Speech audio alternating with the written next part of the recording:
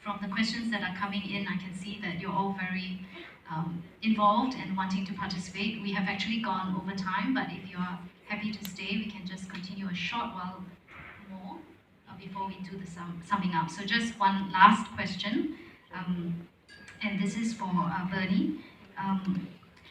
There is a question here that the person wants clarification on New Testament and Old Testament, and they think that New Testament is replacing the Old Testament because of that the New Testament got it wrong. But as part of that question as well is that if Jesus is the Son of God, then who is God? So clarification on New and Old Testament and Jesus as the Son of God, and who is God?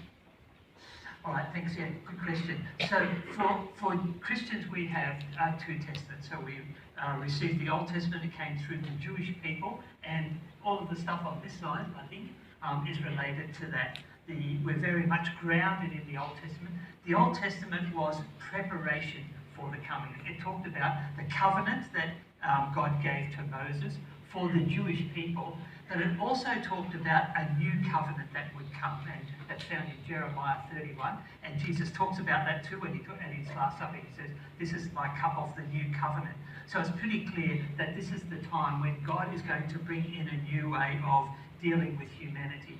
Whereas the Old Testament was specifically written for the Jews, so it has a lot of laws in there that were specific to the Jews. For example, not eating pork or camel or rabbit or a whole lot of other things that were forbidden for the Jews, and ways of doing things that were part of their identity as a nation. But when it comes to the New Testament, Jesus then breaks those open, and he presents the food, and he says it's not what goes into your mouth that makes you unclean, it's what comes out of your mouth. And so the whole thing, he declares all foods clean.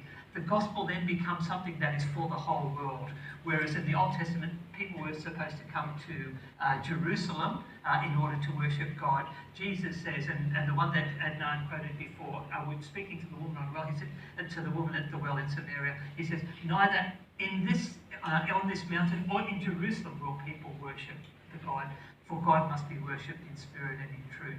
So that's an important thing of recognising that. I should just maybe, while that's still, Adnan's brought up Psalm 91 a couple of times. That is not a messianic psalm. It doesn't talk about Jesus. The quote that he says is from Matthew 4, that was actually the devil who was quoting that. So the devil used it as a messianic psalm. Jesus refused to accept it. And the second part of it was about my question. If Jesus is the Son of God, who is God? Right, okay, good. Yeah, so very first one there. So God is Trinity. God is Father, Son, and Holy Spirit. So Jesus has, every person has two things. You have an essence, which is your human essence, your nature. All of us share our human nature together. But you also have a personal identity in that. You are you.